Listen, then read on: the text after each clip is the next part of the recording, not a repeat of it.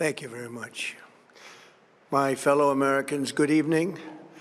Let me begin by congratulating the team at NASA and our brave astronauts on the successful launch of Artemis 2. It was quite something.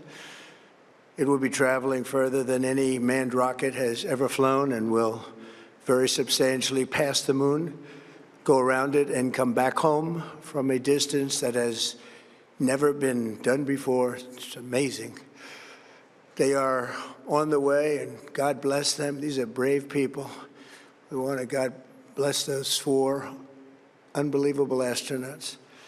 As we speak this evening, it's been just 1 month since the United States military began Operation Epic Fury, targeting the world's #1 state sponsor of terror, Iran.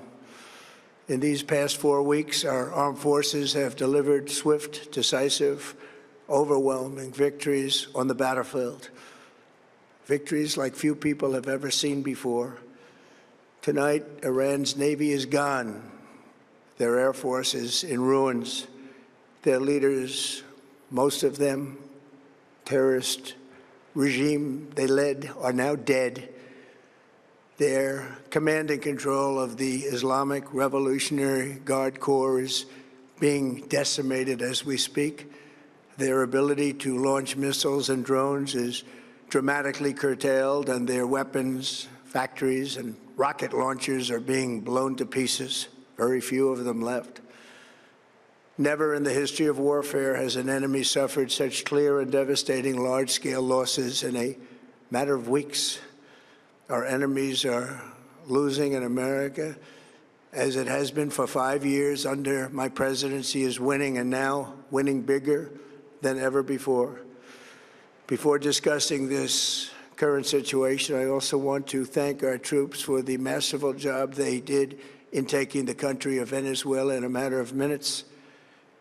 That hit was quick, lethal, violent, and respected by everyone all over the world.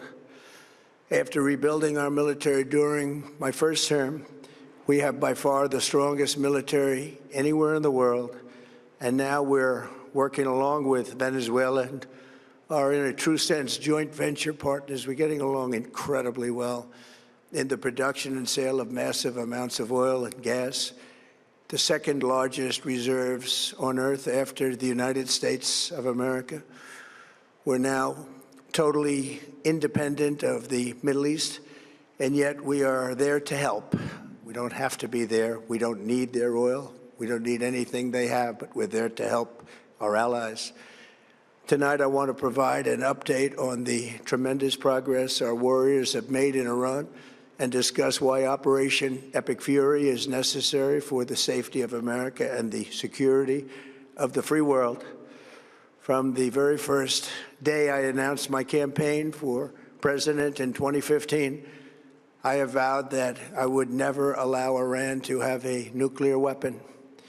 This fanatical regime has been chanting death to America, death to Israel for 47 years.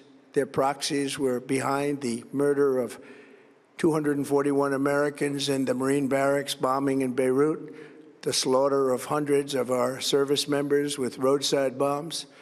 They were involved in the attack on the USS Cole, and they carried out the countless other heinous acts, including the just horrible, bloody atrocities of October 7th in Israel, something that most people have never seen anything like it. This murderous regime also recently killed 45,000 of their own people who were protesting in Iran. 45,000 dead. For these terrorists to have nuclear weapons would be an intolerable threat. The most violent and thuggish regime on earth would be free to carry out their campaigns of terror, coercion, conquest, and mass murder from behind a nuclear shield. I will never let that happen, and neither should any of our past presidents. This situation has been going on for 47 years and should have been handled long before I arrived in office. I did many things during my 2 terms in office to stop the quest for nuclear weapons by Iran first. And perhaps most importantly, I killed General Qasem Soleimani in my first term. He was an evil genius, brilliant person, a horrible human being, however, the father of the roadside bomb. And he lived just horrible, what he did. Iran would have been perhaps in far better, stronger position. Had he lived, we would have had probably a different conversation tonight. But you know what? We'd still be winning and winning big. And then, very importantly, I terminated Barack Hussein Obama's Iran nuclear deal, a disaster. Obama gave them $1.7 billion in cash, green cash. Took it out of banks from Virginia, D.C., and Maryland, all the cash they had. He flew it by airplanes in an attempt to buy their respect and loyalty, but it didn't work. They laughed at our president and went on with their mission to have a nuclear bomb.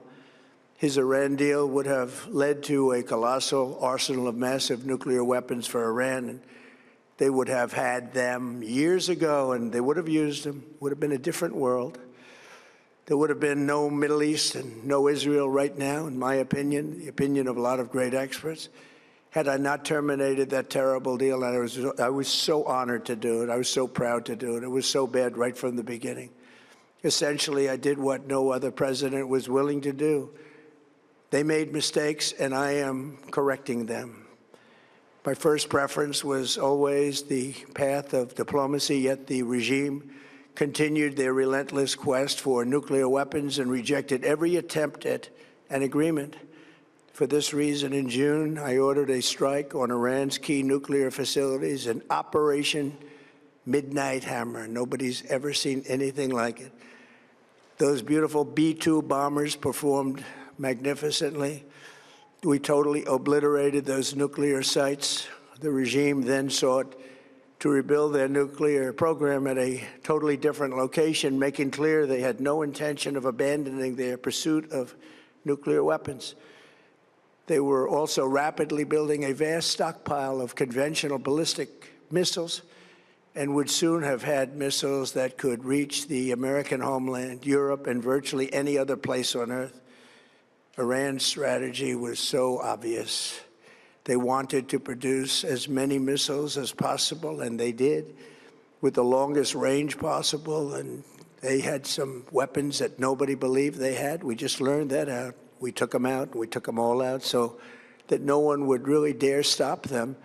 And their race for a nuclear bomb, a nuclear weapon like nobody's ever seen before. They were right at the doorstep. For years, everyone has said that Iran cannot have nuclear weapons. But in the end, those are just words if you're not willing to take action when the time comes. As I stated in my announcement of Operation Epic Fury, our objectives are very simple and clear. We are systematically dismantling the regime's ability to threaten America or project power outside of their borders.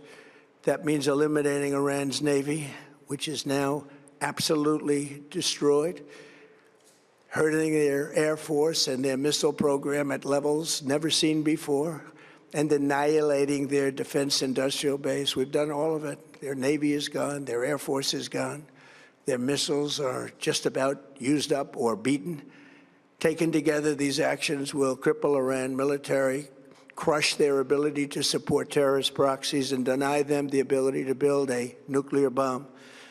Our armed forces have been extraordinary. There's never been anything like it militarily. Everyone is talking about it, and tonight I'm pleased to say that these core strategic objectives are nearing completion. As we celebrate this progress, we think especially of the 13 American warriors who have laid down their lives in this fight to prevent our children from ever having to face a nuclear Iran. Twice this past month, I have traveled to Dover Air Force Base, and it's been something. I wanted to be with those heroes as they return to American soil, and I was with them and their families, their parents, their wives, their husbands. We salute them, and now we must honor them by completing the mission for which they gave their lives. And every single one of the people, their loved ones said, "Please, sir, please finish the job, every one of them. And we are going to finish the job, and we're going to finish it very fast. We're getting very close. I want to thank our allies in the Middle East, Israel, Saudi Arabia, Qatar, the UAE, Kuwait, and Bahrain. They've been great, and we will not let them get hurt or fail in any way, shape, or form. Many Americans have been concerned to see the recent rise in gasoline prices here at home. This short-term increase has been entirely the result of the Iranian regime launching deranged terror attacks against commercial oil tankers in neighboring countries that have nothing to do with the conflict. This is yet more proof that Iran can never be trusted with nuclear weapons. They will use them, and they will use them quickly. It would lead to decades of extortion, economic pain, and instability worse than we can ever imagine. The United States has never been better prepared economically to confront this threat. You all know that. We built the strongest economy in history. We're going through it right now, the strongest in history. In 1 year, we've taken a dead and crippled country. I hate to say that, but we were a dead and crippled country after the last administration and made it the hottest country anywhere in the world by far, with no inflation, record-setting investments coming into the United States, over $18 trillion, and the highest stock market ever, with 53 all-time record highs in just 1 year. It all positioned us to get rid of a cancer that has long simmered. It's known as the nuclear Iran, and they didn't know what was coming. They've never imagined it. Remember, because of our Drill Baby Drill program, America has plenty of gas. We have so much gas. Under my leadership, we're #1 producer of oil and gas on the planet, without even discussing the millions of barrels that we're getting from Venezuela. Because of the Trump administration's policies, we produce more oil and gas than Saudi Arabia and Russia combined. Think of that, Saudi Arabia and Russia combined. And that number will soon be substantially higher than that. There's no country like us anywhere in the world, and we're in great shape for the future. The United States imports almost no oil through the Hormuz Strait and won't be taking any in the future. We don't need it. We haven't needed it, and we don't need it. We've beaten and completely decimated Iran. They are decimated, both militarily and economically and in every other way. And the countries of the world that do receive oil through the Hormuz Strait must take care of that passage. They must cherish it. They must grab it and cherish it. They can do it easily. We will be helpful, but they should take the lead in protecting the oil that they so desperately depend on. So to those countries that can't get fuel, many of which refuse to get involved in the decapitation of Iran, we had to do it ourselves. I have a suggestion. #1, buy oil from the United States of America. We have plenty. We have so much. And #2, build up some delayed courage. Should have done it before. Should have done it with us, as we asked. Go to the Strait and just take it, protect it, use it for yourselves. Iran has been essentially decimated. The hard part is done, so it should be easy. And in any event, when this conflict is over, the Strait will open up naturally. It'll just open up naturally. They're going to want to be able to sell oil because that's all they have to try and rebuild. It will resume the flowing, and the gas prices will rapidly come back down. Stock prices will rapidly go back up. They haven't come down very much, frankly. They came down a little bit, but they've had some very good days over the last couple of days. We've done actually much better than I thought, but we had to take that little journey to Iran to get rid of this horrible threat. With our historic tax cuts, where people are just now talking about receiving larger refunds than they ever thought possible, they are getting so much more money than they thought. That's from the great, big, beautiful bill. Our economy is strong and improving by the day, and it will soon be roaring back like never before. It will top the levels that it was a month ago. I've made clear from the beginning of Operation Epic Fury that we will continue until our objectives are fully achieved. Thanks to the progress we've made, I can say tonight that we are on track to complete all of America's military objectives shortly, very shortly. We're going to hit them extremely hard over the next 2 to 3 weeks. We're going to bring them back to the Stone Ages where they belong. In the meantime, discussions are ongoing. Regime change was not our goal. We never said regime change, but regime change has occurred because of all of their original leaders' death. They're all dead. The new group is less radical and much more reasonable. Yet if during this period of time no deal is made, we have our eyes on key targets. If there is no deal, we are going to hit each and every one of their electric generating plants very hard and probably simultaneously. We have not hit their oil, even though that's the easiest target of all, because it would not give them even a small chance of survival or rebuilding. But we could hit it, and it would be gone, and there's not a thing they could do about it. They have no anti-aircraft equipment. Their radar is 100% annihilated. We are unstoppable as a military force. The nuclear sites that we obliterated with the B-2 bombers have been hit so hard that it would take months to get near the nuclear dust, and we have it under intense satellite surveillance and control. If we see them make a move, even a move for it, we'll hit them with missiles very hard again. We have all the cards, they have none. It's very important that we keep this conflict in perspective. American involvement in World War I lasted 1 year, 7 months, and 5 days. World War II lasted for 3 years, 8 months, and 25 days. The Korean War lasted for 3 years, 1 month, and 2 days. The Vietnam War lasted for 19 years, 5 months, and 29 days. Iraq went on for 8 years, 8 months, and 28 days.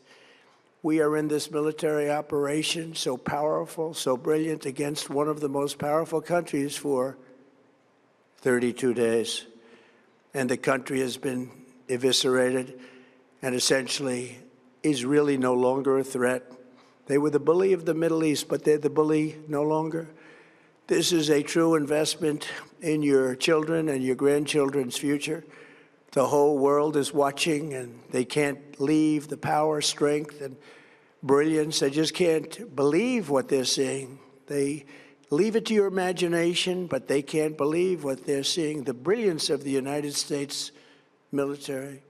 Tonight, every American can look forward to a day when we are finally free from the wickedness of Iranian aggression and the specter of nuclear blackmail. Because of the actions we have taken, we are on the cusp of ending Iran's sinister threat to America and the world. And I'll tell you, the world is watching. And when we do, when it's all over, the United States will be safer, stronger, more prosperous, and greater than it has ever been before. May God bless the men and women of the United States Armed Forces, and may God bless the United States of America. Thank you very much, and good night.